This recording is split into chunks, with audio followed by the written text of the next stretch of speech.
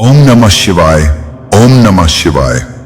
सूत जी बोले, हे मुनियों, अब मैं तुम्हें उन पवित्र क्षेत्रों का वर्णन करता हूं जो मनुष्य को मोक्ष देने वाले हैं।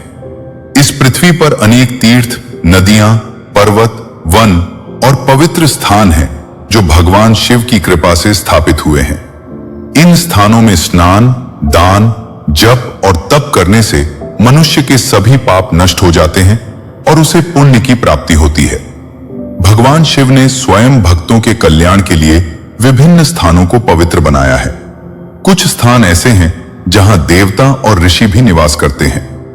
जो मनुष्य इन तीर्थों में जाकर श्रद्धा और भक्ति से स्नान, जप और दान करता है, वो रोग, दरिद्रता और दुखों से मुक्त हो जाता है।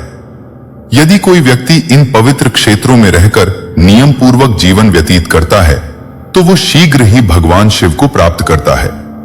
तीर्थों में किया गया स्नान, दान और जप मनुष्य के कायिक, वाचिक और मानसिक तीनों प्रकार के पापों को नष्ट कर देता है।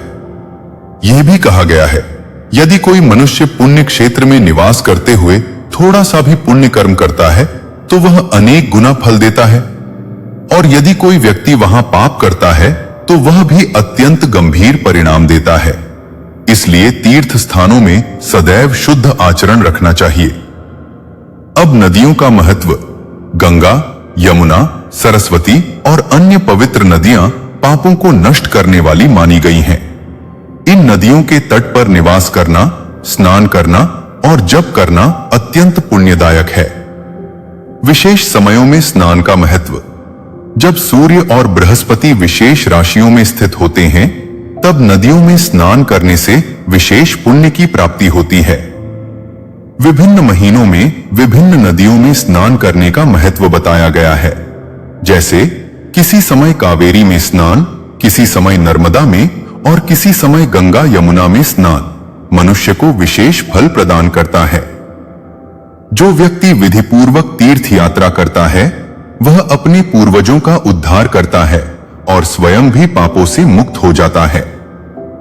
तीर्थों में किया गया श्राद्ध, दान और पिंडदान पितरों को संतुष्ट करता है और उन्हें उच्च लोकों की प्राप्ति कराता है। यह भी कहा गया है, जो व्यक्ति तीर्थों में रहकर सत्य, संयम और सदाचार का पालन करता है, उसे सभी इच्छित फल प्राप्त होते हैं। इस प्रकार पुण्य क्षेत्रों में निवास, स्नान, दान, जप और ध्यान, ये सभी मनुष्य को मोक्ष की ओर ले जाते हैं। अतः हे मुनियों, मनुष्य को चाहिए कि वह जीवन में कम से कम एक बार पवित्र तीर्थों की यात्रा अवश्य करे। यही मार्ग है पापों से मुक्ति का और भगवान शिव की प्राप्ति का। ओम नमः शिवाय। ओम नमः शिवाय।